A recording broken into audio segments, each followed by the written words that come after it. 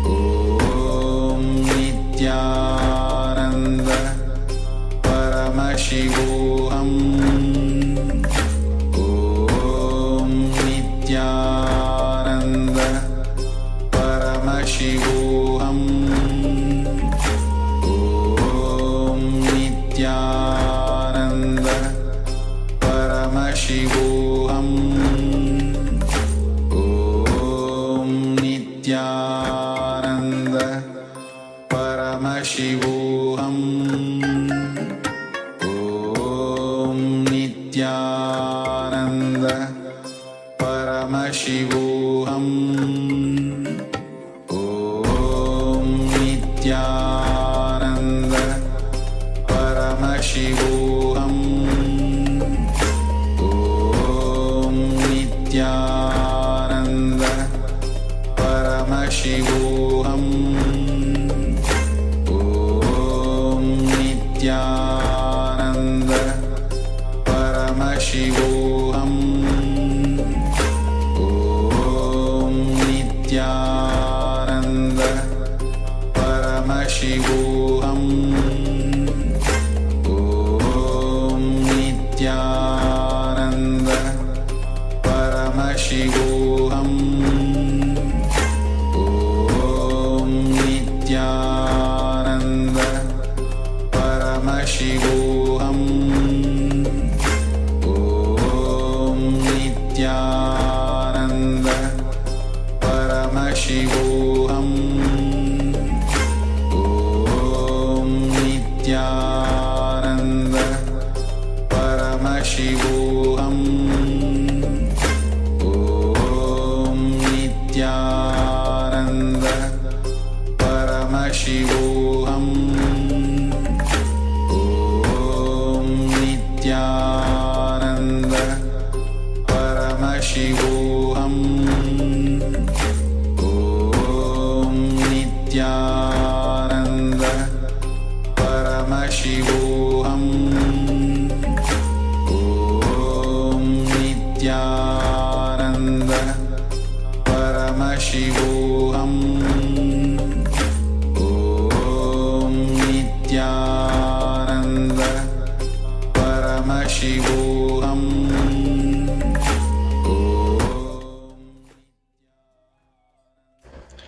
Yes, you can relax now. Now let us take a second measurement of the object. So whatever the object was, in whatever way you measured the object, whether you traced the object on a piece of paper, whether you measured it with tape, let us now measure it once again and see the difference between the base measurement and the second measurement after we affected the size of the object. So requesting participants, please let us know the change in the size of the object.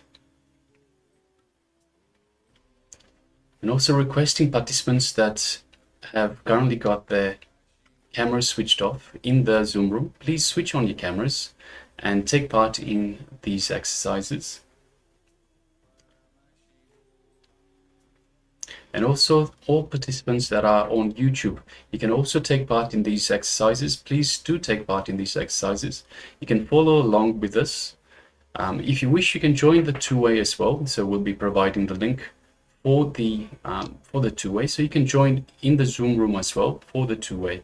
Today is the last day of the 21-day program. Tomorrow starts a brand new program. So once again, program day 1 will start from tomorrow. Of course, you are still welcome. You can absolutely join for today as well, for day 21. Today is the Advent of the Guru. So requesting everyone that wishes to join us for this program, please feel free to do so. We'll be projecting the link for you shortly.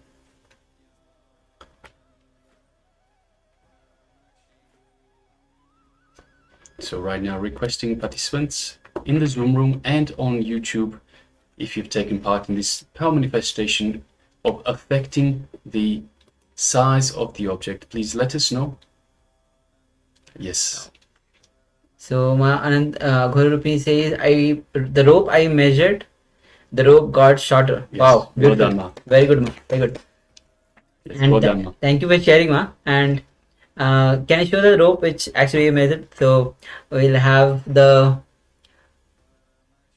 Oh wow, Yes. great. Thank you, Ma. Thank you, Ma. And all of you, Yes, thank you. And other participants also, they can share if you have taken part in this power manifestation. Then we'll be moving to the next segment. So, Ma, I just would like to congratulate you. You are doing very well in terms of power manifestation. You are displaying quite a few different powers of Paramashiva, different powers of the third eye. So, thank you very much and congratulations. Well done, Ma. Yes. Okay. So let's move on to the next segment, and that is going to be on lion and cub story. And this is one of the favorite Swamiji story that Swamiji shares, and how cub who actually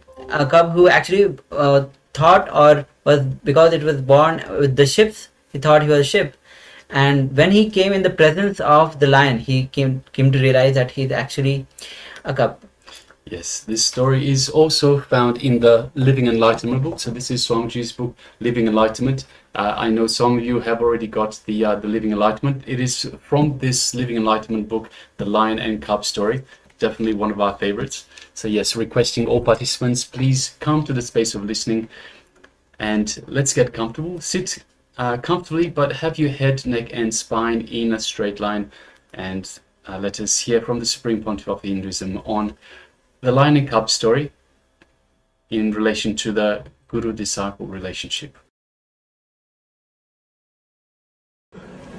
After a few years, again he starts thinking, he starts analyzing, what is going on? I am just living the same life, eating, moving around, and just normal life. I feel something seriously is missing. I am missing something. I found whatever a person can get, best things, but inside me some emptiness, something is empty. I don't feel fulfilled. What is happening to me? He started searching. The seeking starts. Maybe he's around the age of 40. He's around the age of 40. Then suddenly one day, lion attacks the sheep again, attacks the flock again. When the lion attacked the flock, all the sheep ran away. This lion sheep, neither lion nor sheep, the lion sheep, it neither felt like running away, nor it had the courage to stand and face. Because the guy who is trying to attack, he looks so graceful. Something is different. He has never seen a being or a beast like this. So slowly, somehow, unconsciously, this lion sheep feels attracted towards lion. Because of that attraction, neither he ran away, nor he had the courage to stand, because he thinks he is a sheep. So he slowly walks, looking at the lion, he walks. He is walking behind, but looking at the lion. His face is towards the lion, but he is slowly walking. Lion straight away comes near him and catches him. This fellow starts blurting, "Oh, leave me, don't kill me, don't kill me." Lion says, "Fool, I have not come to kill you. You are a lion. Why are you shouting? Why are you blurting? Why are you thinking that I am going to kill you? You are a lion." He said, "Lion." Then the sheep lion started thinking that this lion is trying to cheat and take him to the forest. So he got frightened. No, leave me, don't tell me all these things, leave me. Lion said, "Fool, you are a lion, why don't you understand?" He said, no, I am sheep. And somehow he escaped and ran away. Even though he escaped and ran away, he is not able to forget the lion. He is not able to forget the lion.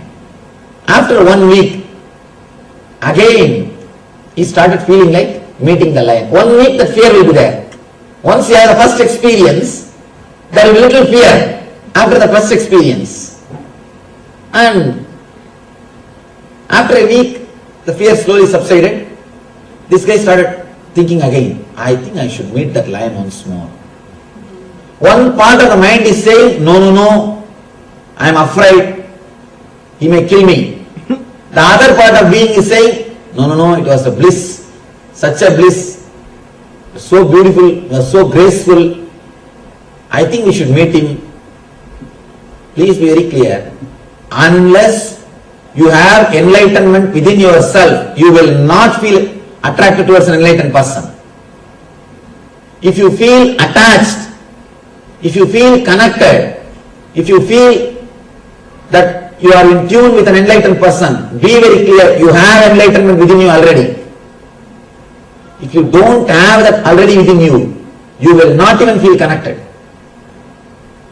If you have not grown, if you have not become mature to that level, you will not even feel connected. So there are millions of people in this city. Why only few hundred are sitting here? And not only that, there are thousands of people who have come and gone. Why only few hundred are sitting regularly? The moment you feel attracted towards this teaching, be very clear, the enlightenment which is in you has started expressing, started opening. That's the reason. The lion sheep, or sheep lion, feels or remembers the lion. Then it thinks, I think I should go and see the lion. But how to see? You don't know. Lion never sends flyer. Here I am doing program. You can meet me there. How to see? But he waits. This sheep lion always comes near the forest. He comes to the boundary of the forest, the boundary of the meadow and the forest. He waits there every day. Can I catch the glimpse of the lion? After 2-3 months, again once more the lion appears. But the moment this sheep lion sees the lion, again he is caught in the fear. He is waiting more than 3-4 months to see the lion, but the moment he saw him, again the fear came up. This time the lion came near and asked, how are you? The sheep lion said, he started blurting again. I said, no, I'm. He's not able to answer, but he is not running away. Earlier he ran away. This time he is not running away, but he is not able to answer. The lion said, don't worry, if you are afraid, I will go away. I am not going to kill you because you are a lion. I won't eat you. I can't eat you. So I won't kill you. And I have no use because of you. I have no use because of you. There is no need for me to be here if you are afraid. If you are not afraid, I will stay here and spend few minutes with you. Otherwise I am going. When the lion started walking back, the sheep lion shouted, no, please be here, please be here. Please spend few minutes with me. Then the sheep lion says, don't come very close, you can stand little distance, but talk. I want to spend some time with you, but not very close, at some distance. Please be there, at 10 feet distance. And I will stand here, but please spend some time with me. The sheep lion, neither he is able to forget the lion, nor he wants to go near. This is the next phase. Neither he is able to live near, nor he wants to escape. So around 15 feet distance, he stands and talks. But again and again, the lion is saying, you are lion, fool, you are thinking you are a sheep, and you are living with the other, your friends, they are not your friends, they are not your life, this is not the way you are supposed to live. This guy starts thinking. slowly the doubt, maybe this lion is trying to take me inside the forest and eat, that doubt has disappeared. Now, the sheep lion understood.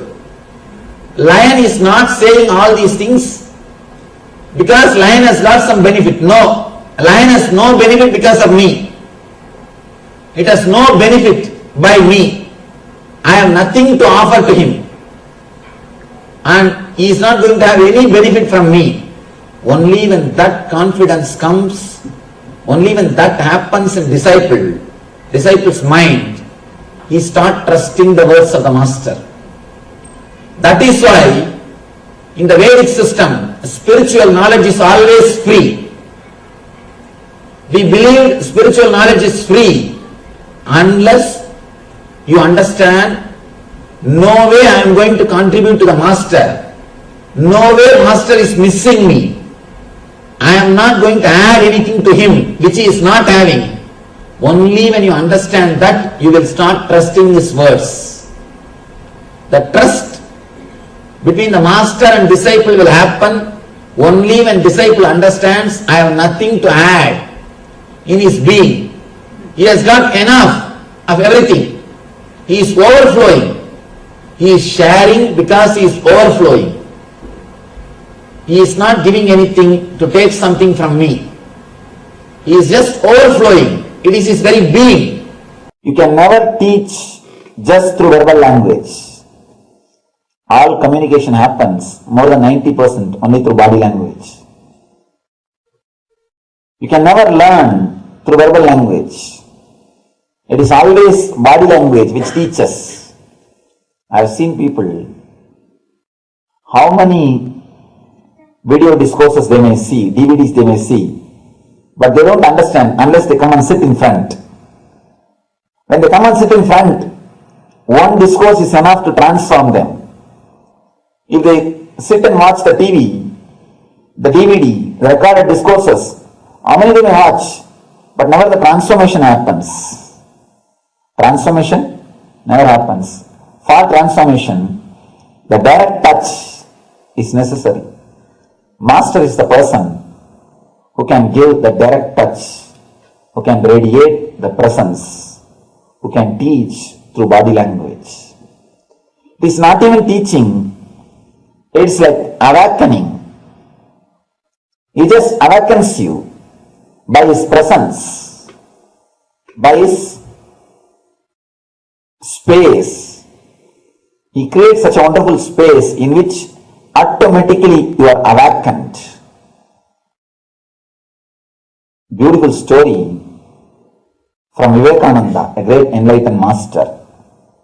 Let me narrate that story. That will give you an idea how master awakens the disciple just by his presence.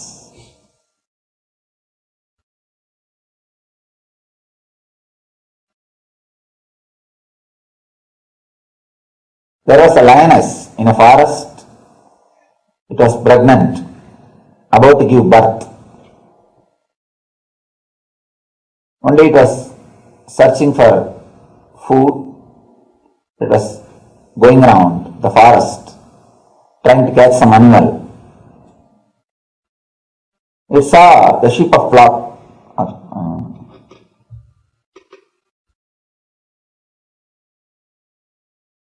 and jumped when it was trying to attack. It just gave birth to a lion and died there itself because the jumping is too much. It was not able to manage or maintain. Gave birth to a lion and died. The cub was left orphan. Nobody was there to attend. These goats, they somehow felt very friendly with this cub and they took this cub. Cub started growing with these goats. It started drinking the goat's milk and started eating the grass, almost living like a goat. And actually, one more thing. the way in which you are brought up, that is the way you will have an idea about yourself. And don't think you are human beings just by birth. You walk with two legs because you are taught and you are brought up in that way. Otherwise, naturally, you will be still animals. This cub was brought up just among the goats, and it really felt it is a goat. It used to eat the grass and drink the goat's milk and play with the goats, live like a goat and create sound like just like a goat. After a few years, one day, one lion was again attacking that same group, and it saw a cub along with the goats, and it just attacked that cub, brought the cub out of the group. Cub started shouting, leave me, don't kill me, don't kill me. Lion said, don't worry, I won't kill you, you are not a goat. Cub said, don't tell me all these things. Don't kill me. Just give me that assurance that you will not kill me. Lion said, don't worry, I will not kill you. It just left. The cub ran and his cub escaped and ran. Next day again, lion attacked the same group. Again it attacked the same cub and brought it out. Again the cub started shouting, crying, oh, don't kill me, leave me. Lion said, don't you understand? I am not catching you to kill you. Understand, you are not a goat, you are a lion. Again the cub started crying, no, I am lion, I am goat only.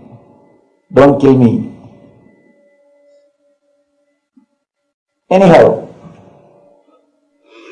lion tried its best to convince the cub. Cub is not ready to get convinced. Lion left the cub. All right, go. Third day, slowly the cub started feeling somehow connected with the lion. It started remembering the lion again and again. Why should he catch me? Twice he caught me, he could have killed me. He's not killing, or he's not ready to eat me. Why he should again and again catch me? And again he's advising me I am a lion. Why should you do that? He started contemplating on the lion. Something of that lion, some quality of that lion started attracting him. In the heart, without his knowledge, unconsciously, he started contemplating on the lion. Third day, when the flock crossed that area, the cub stood and watched whether the lion is coming or not. Fourth day, the cub started waiting in that same area to have a glimpse of lion. Now lion appeared again, came near the cub. This time it doesn't have to catch the cub. Cub just stood. Cub started trusting the lion. Just stood. Lion said, how are you? How you are doing? After a few words, lion called the cub. Why don't you come and spend some time with me? The moment cub heard this word, got frightened. You can see and spend few minutes, but he is not courageous enough to go with the lion. Again the cub escaped. After a few days, again the cub saw the lion. Now he has got some courage, and not only that, slowly he has developed a little bit attachment towards the lion. This time he brought a little bit of grass to the lion to offer. Sir, why don't you eat this? Lion also has to act as if it is a goat. It has to show to the cub that he is not somebody superior, he is not somebody away, he is not somebody different. So he acted as if he is eating the grass. Now slowly the cub has started trusting the lion. Now lion started acting. Instead of telling the cub that you are the lion, lion started acting as if it is goat. So that the trust can happen between the cub and lion. Slowly, cub started trusting the lion. One day cub was ready to go with lion to the nearby river, a picnic.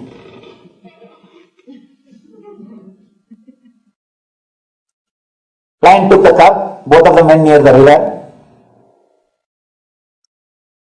When they were standing near the water, suddenly lion grabbed the face of the cub, head of the cub, neck, and said, look at the river. Cub said, yes, I am seeing. What you are seeing? Cub said, our faces. Do you see my face? Yes. I am a lion. Yes. Do you see your face? Yes, I am seeing. You are also a lion. Again, the fear came up. Cub said, no, leave me, started shouting. Now it is too much. The lion had little meat. He just took the meat and forcibly put inside the mouth of a cub. Cub slowly started chewing.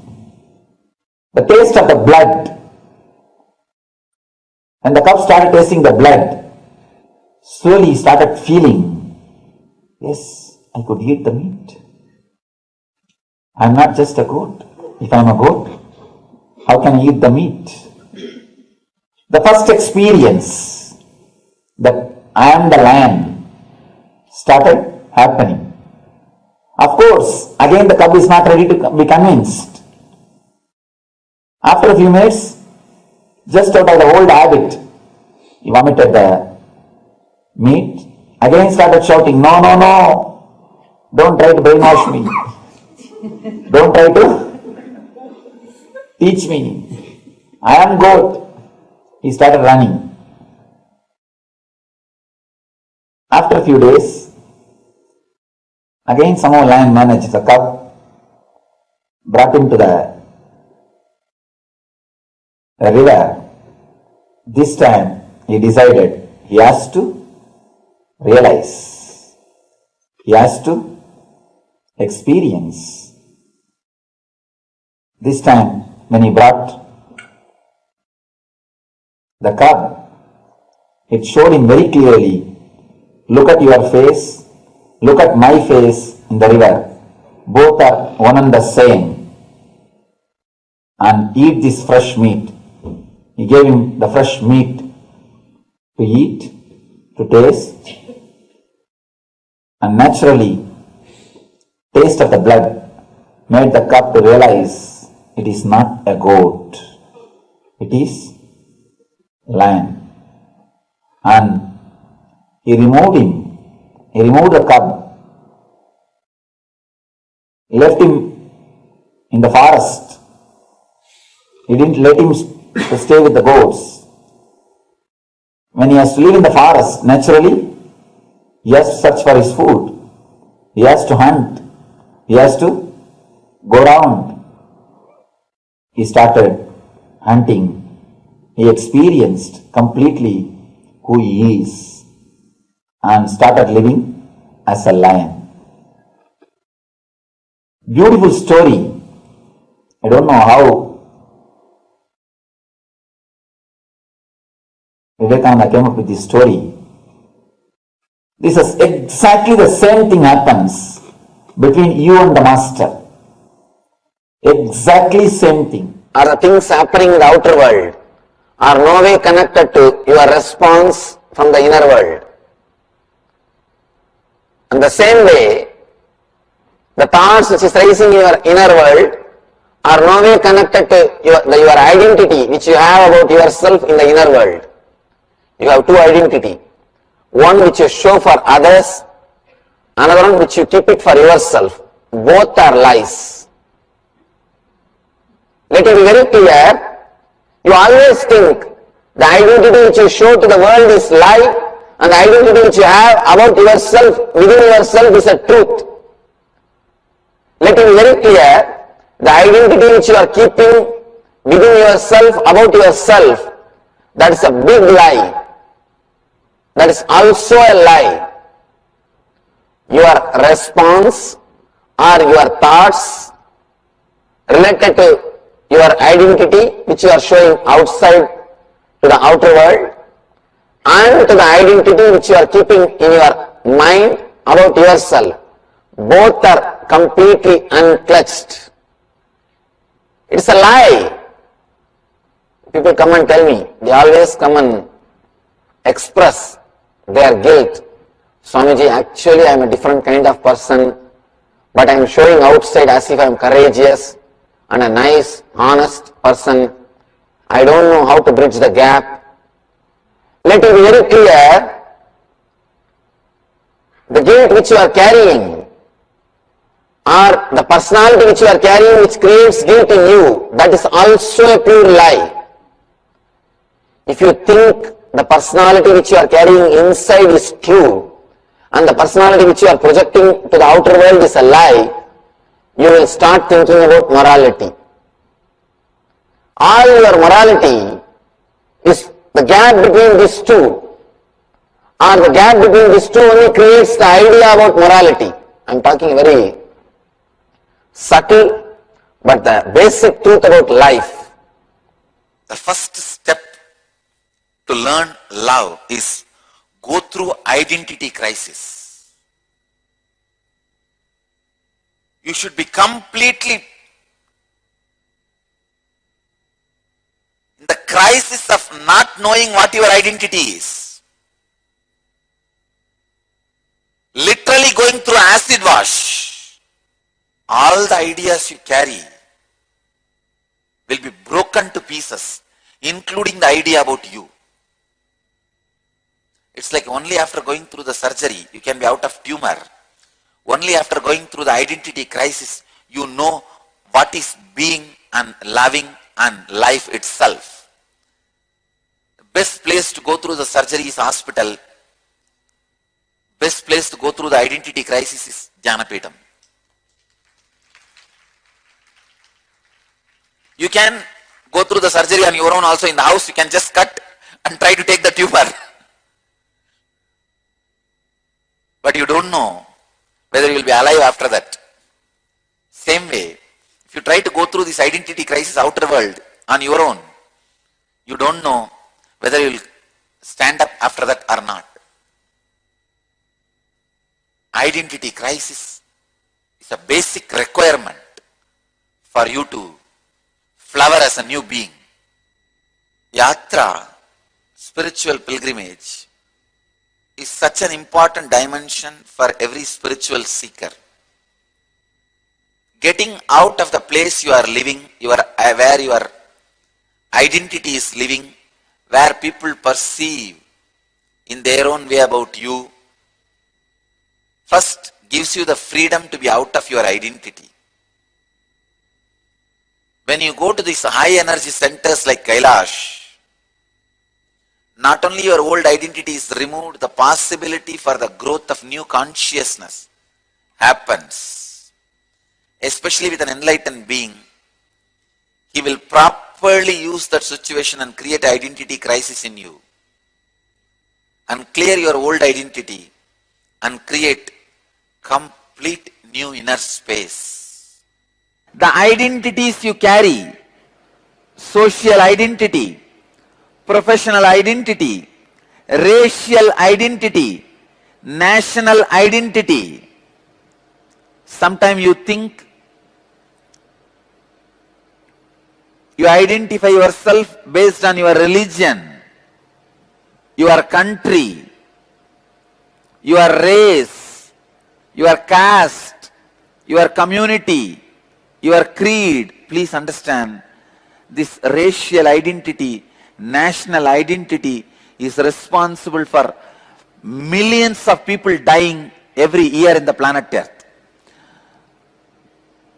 World's worst terrorist worst terrorist on the planet Earth is racial and national identity. Please understand, largest number of deaths on the planet Earth is caused by racial and national identity. The moment you feel you belong to certain geography, you are ready to sacrifice your life for that geography.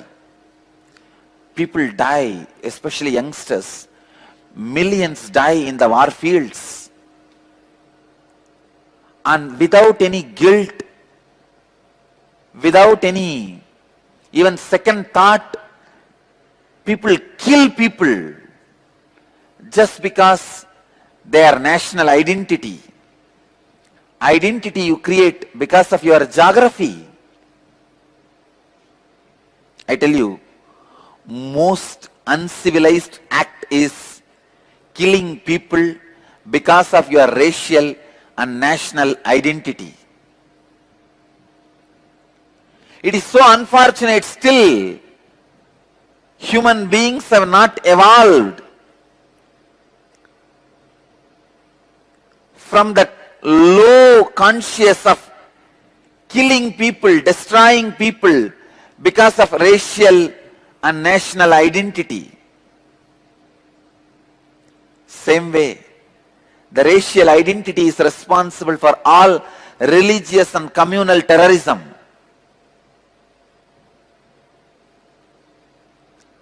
Unclutch from social, professional, racial, national identities, you will see so much of peace, joy, bliss happening in you. Universal intelligence awakens in you the moment you unclutch from low-level identities. The moment you unclutch from racial, national identities, immediately the universal intelligence awakens in you. Unclutching from the inner world identities like parental conditioning, ahankara and mamakara. Ahankara means the idea you project about yourself to others. Mamakara means the idea you believe about you as you inside you. See, always the idea you project to others about you will be more than what you are. Mamakara, the idea you believe about you in the inner self is always lower than you. Idea you project on others, an idea you project on yourself. This ahamkara and mamakara,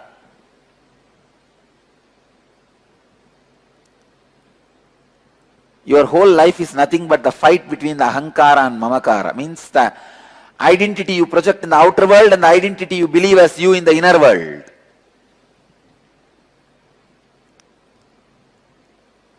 Unclutch from inner world identities, both the identities. Unclutch from the identity you project to the outer world, unclutch from the identity you believe as you in the inner world. Swamiji, can you please elaborate on what a seeker undergoes during an identity crisis? He undergoes everything other than clarity. Anything negative above the sky and below the sky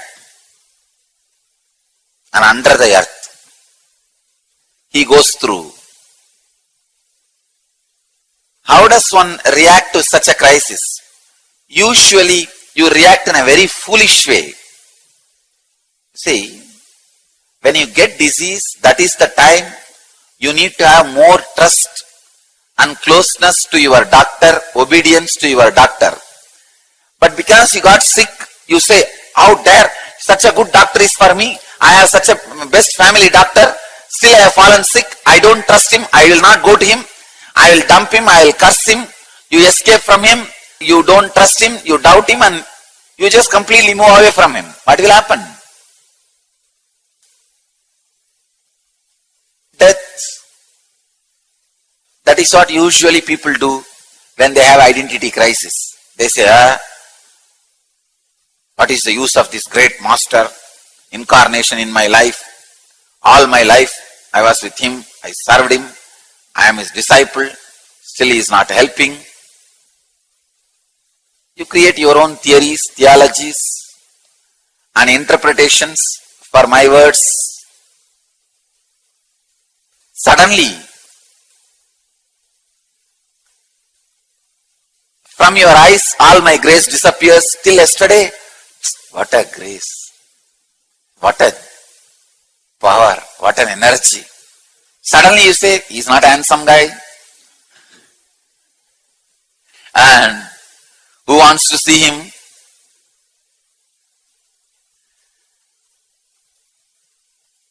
Suddenly, everything looks like a pain. And even if he helps, who knows whether I will be able to retain that help and stay in that state itself.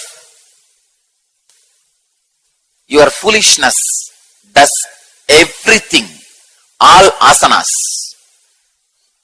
Sirasasana, Chakrasana, Surya Namaskar, everything your foolishness does, other than finding solution. When you have identity crisis, that is the time you need to have more trust on the master. You need to be more close to him. You need to be available to him. You need to do what he says. It is unfortunate how much ever you tell human beings, only during the identity crisis, they get bumped out of this whole enlightenment machinery. Master's mission is enlightenment machine. But when you go through the identity crisis, you get bumped out. It's like the car assembly line, just before engine being put, the car gets bumped out. What is the use? Just before the engine's installation, the car gets bumped out. Maybe it can be used as a bullock cart, not as a car. If a car gets bumped out in the assembly line before the engine being fixed,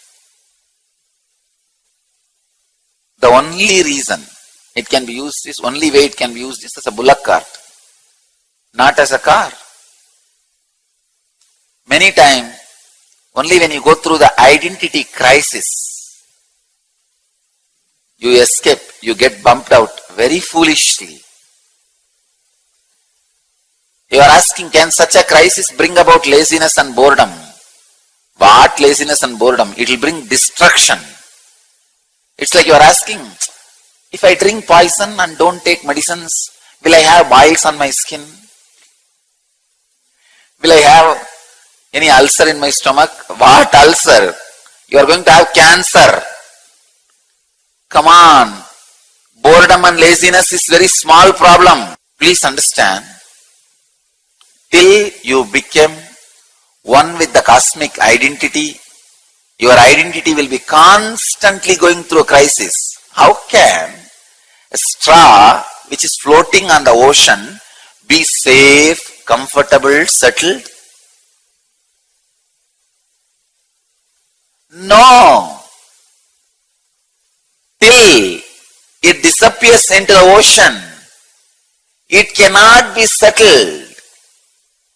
Identity crisis is a two-word. Identity itself is the meaning of identity crisis.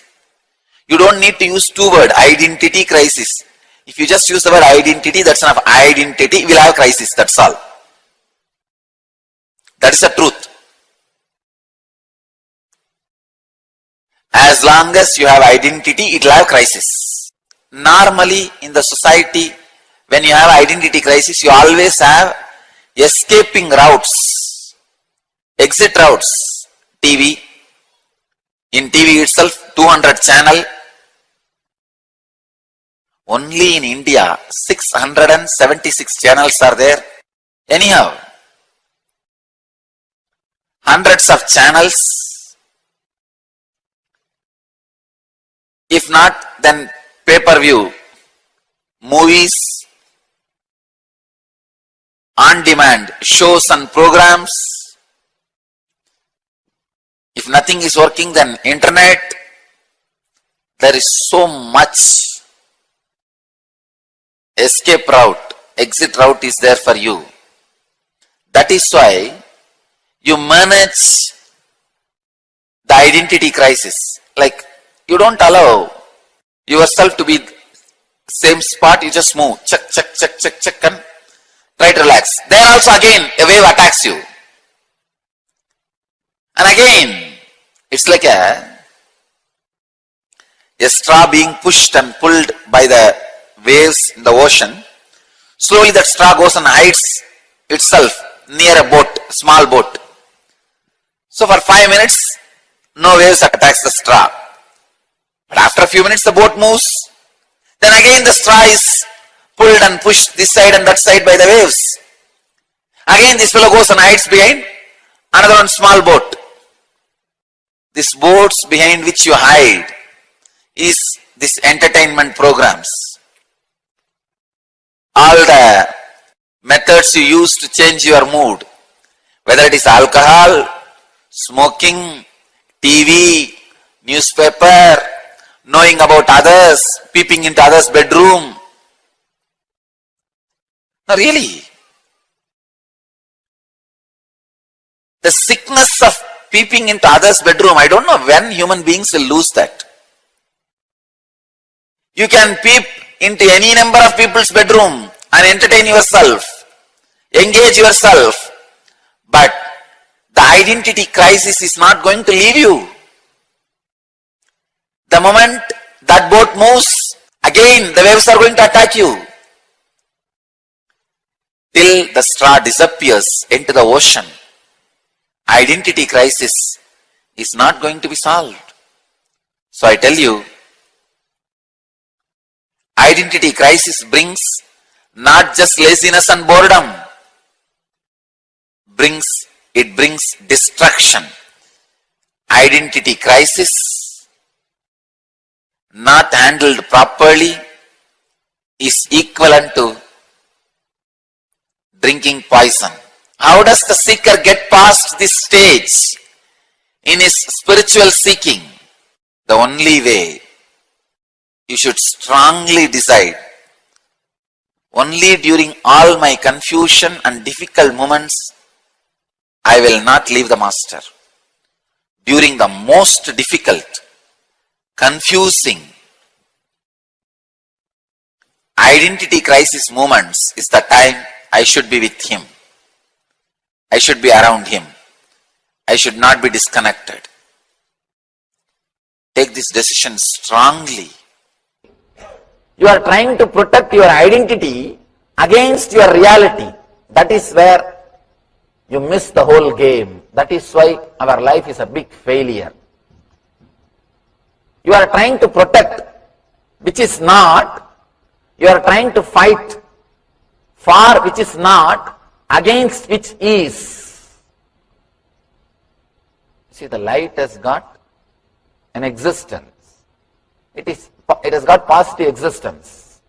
But darkness doesn't have positive existence. It exists only in a negative way. It doesn't have positive existence. You are trying to protect which doesn't have positive existence against which has got positive existence. The neutral zone, the inner space or consciousness is the reality. It is a truth. It exists in you every moment. Every moment when your incoming breath takes turn as outgoing breath or outgoing breath takes turn as incoming breath, you are in that neutral space. You are in that consciousness. But you neither wanted to experience nor feel comfortable with that zone. You are so caught up in your identity, especially with the Western culture, surrender means death. Just by hearing the word surrender, people get frightened. But you don't know, you are trying to protect something which doesn't have basic existence. In Shivapurana there is a beautiful story called Udal. Udal means the Devi knows her whole life is Shiva's. But even then, she tries to get the attention of Shiva by small fights. She just tries to fight with Shiva to get his attention. At least with Krishna I can imagine he will give you attention if you fight in a small way. And he is that kind of a guy who is interested in keeping all the relationships alive. So he will bend for you. Even if you fight, he will say, okay, don't worry, no, I did not mean that, I meant this. He will give a different interpretation for his words and all these things, pacifying, everything can go on. Shiva, I get lost. Either you are here or you are not here, get out, that's it. She tries to have this small fight.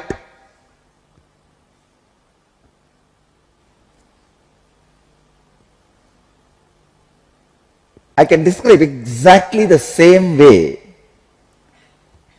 I felt my individual identity has already realized it lost its base.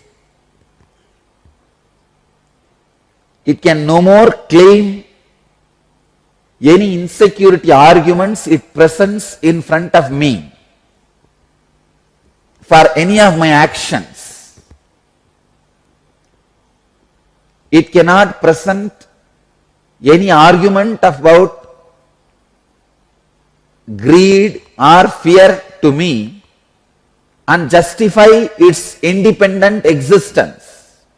Please understand, your individual consciousness, what do you think as you? It gives all types of justification for its individual existence. If you remove all those justifications, it loses its base and simply dissolves into the cosmos. My individual identity has already realized it has no argument to justify its independent existence. So the basic connection has happened, but still it wants to get little. It's like you know you have to do this work, but you just want to get attention from Swamiji. Can you tell me how to do? This all will work with Krishna, not with Shiva. He just says, get out and get lost. Either you do it on your own or nothing can be done. I tell you, if you want the further purification of your biomemory, these great clicks to settle down in you, the only way is leaving it. Actually, Krishna gives a solid truth and experience in Sankhya Yoga itself. After this, it took at least few hours for Arjuna to completely get convinced and start fighting. I can say the Sankhya Yoga is like a first experience. If Krishna kept quiet, in half an hour Arjuna would have burnt all his biomemory and stood up and fought. After the Sankhya Yoga, Krishna need not speak at all.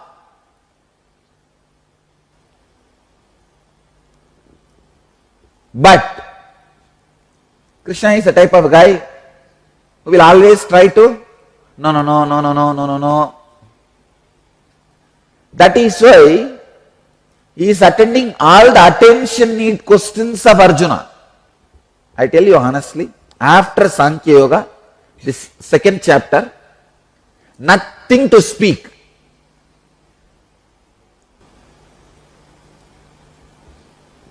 If I have to describe the scene, Arjuna was in terrible depression. He is not even able to raise his head.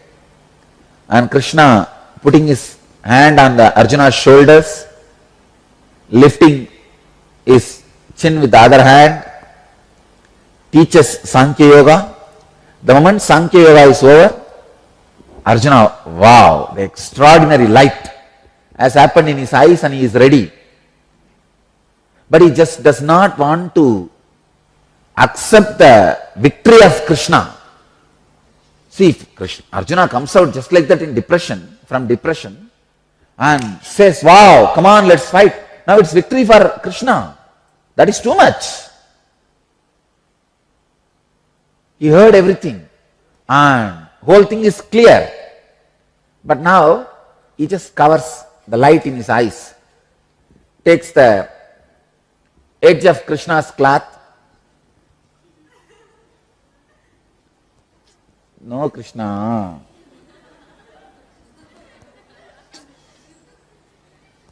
Whatever you are saying seems right. But you are telling something about bhakti now. What is that? When you spoke about yoga, you said yogi is the best guy.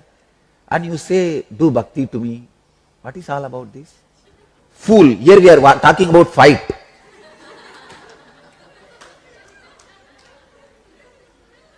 It is all about waging war.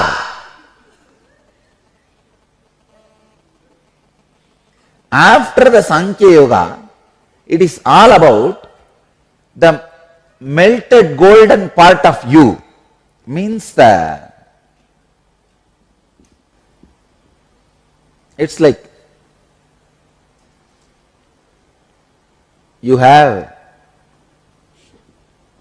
your individual identity standing with 100 logic away from the cosmic truth, and almost 80 logic has lost its base and you have fallen into the cosmic truth. But that remaining 20 legs, it can't help you to stand, but it can help you to fight.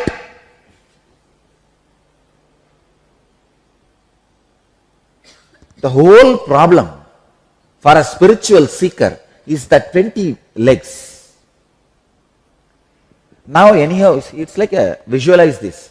There's a huge part where gold is getting melted. There is another one small part in which the gold is there. Because of this heat, that part gold also is getting melted. That part has 100 leg. When this gold has melted, 80 legs have fallen and that part has fallen into this. Means that gold has become part of this practically. But that gold is trying to use the remaining 20 legs as a hands to swim and jump, go out.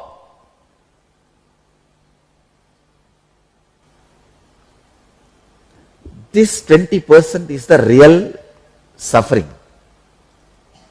But I can tell you from my experience that 20% has its own sweetness also. It's like love fights. And you simply know nothing can be done. You are already done. But you have that small fight. You always love to have that small fight. Overflowing, feeling life is a too big blessing.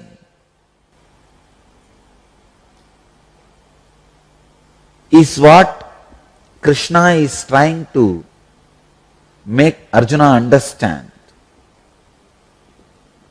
See, I tell you one more thing. Even if you don't realize that consciousness is imperishable, you are imperishable. I wanted to break an important truth. Even if you don't become enlightened, if you don't realize you are imperishable, you are going to dissolve into that only. It is like a gold, when it is put in the mercury, it will melt. there is a huge mercury part, which is a cosmic intelligence, cosmos. 2 gold coins are there. 1 gold coin feels, it knows the truth. The moment it falls into the mercury, it will dissolve into the mercury, it will become one with the mercury. This coin only is enlightened gold. And this other gold, it does not understand any of this, and it feels deeply insecure. If I fall into this mercury, what will happen? I will disappear into this, I will die, and my identity will be lost. This is unenlightened gold coin. Whether enlightened gold coin or unenlightened gold coin, both are going to disappear into mercury. Your idea about this hanging decoration cloth is 1 nadi. Your idea about this bed, 1 nadi. Your idea about your friend, 1 nadi. Your idea about your spouse, 1 nadi. Your idea about your favorite food, 1 nadi. Like that 72,000 nadi you have in your conscious play. See, it's like that light reflects on me, and that reflection reflects. The reflection reflects is the nadis, and that reflection on this body is individual self. The body is the mirror, the reflection is the individual soul, and that reflection also will be reflecting like a light. It will be radiating. That is what is nadi. Some nadis are spent in your attachment, some nadis are spent in your detachment, some nadis are spent in your fear. That's what is engrams. That is the engrams. Too many nadis, if they are entertained outside, then naturally more suffering, whether to live or to leave.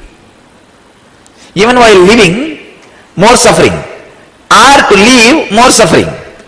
But at least if 10,000 nadi is centered, yes. See, this is what, just a simple example. This is superconscious, this light is superconsciousness. Sun, this is the body, and here is a reflection of that light. You are able to see that light reflection? Not now, okay? See, this is what is depression. This is the expression.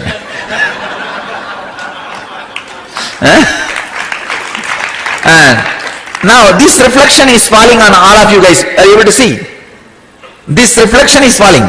That this is what is 72,000 nadi. Now I have 10 nadi for this light. Means on 10 people it is reflecting. On how many information it is reflecting, that many nadis are extrovert. You understand what I am saying? See, now this reflection, this is body, this is individual soul, that is cosmos, the superconsciousness. This reflection is falling on 10 people now. So this reflection, individual souls, 10 nadi is extrovert, means caught. In the 10 he may like 2, he may hate 2, he may be detached about 2. So the more nadis are functioning towards outside, more suffering for living or leaving. More nadis are looking at the source. For example, now I am turning. See, now he is enlightened. Now he is dead. Understand? Now he is dead. This is what is death. This is enlightenment. This is worldly life. And this is depression. Means little deflected. Depression. That's all. Whole life is this much only. See, now there's a reflection. That reflection may be reflecting here for 2 centimeter by 2 centimeter. In the 2 by 2, when it goes out only 70,000 nerve. In the 2 by 2, I keep it in such a way, 1 by 1 reflects on you, 1 by 1 reflects on itself, to the source. That is what I call, even if 10,000 nadi gets centered on the source of, from who is seeing, from where it is reflecting, there is choiceless awareness. That's all is required, nothing else. I see, if you can change priority itself, then you don't even need to center 10,000 nadis. Just 2,000-3,000 nadi is enough. See, when I say 10,000 nadi, I wanted to equate the time of day. I was telling you, see, modern day youth, at least 1 hour to 2 hours in your life, spend contemplating on the source from where you came. Means telling them to add only at least 1 or 2 hours for spirituality. As a time related only, I said 10,000. But if you think attitude of life itself you are interested in shifting, you don't need 10,000. Just 2,000 is enough. If your attitude itself is centered on who is reflecting, then while you are driving the car, you will be thinking about that only. Naturally, in your car, only my music or my discourse will be getting played. You see, if you go through the attitudinal shift, you don't need 2 hours. You don't need 2 hours. You just casually in your day, in your time, whenever you feel like happening, that is enough for you. That itself will make you the choiceless awareness centered. Now this reflection. Let me see. The reflection. You guys are able to see? Reflection.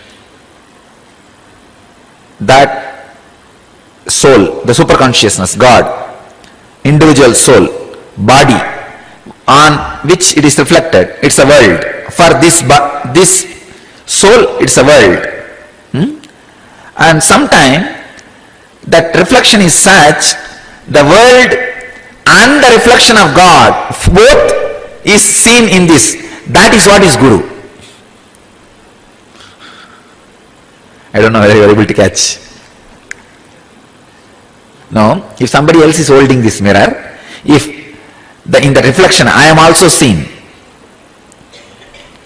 So I am telling that reflection, look back to your source. That's what I am saying. The person who is telling you to look at the source is source. If I am telling you to look at the source, I am telling you to look at me. Because I am the source, you see. So understand, when I say look at the source, because I realized I am the source, I am telling you to look at the source.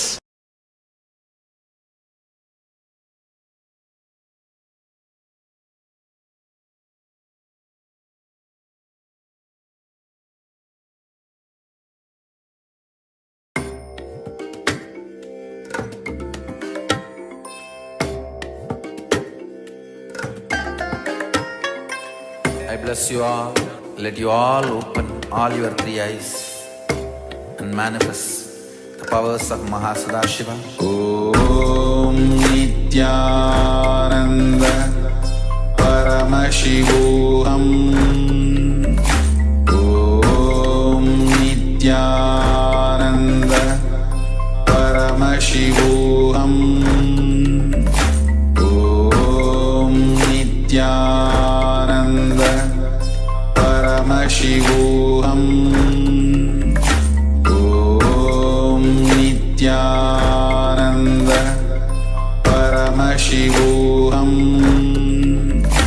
Om Nityananda Paramashivoham. Om Nityananda Paramashivoham. Om Nityananda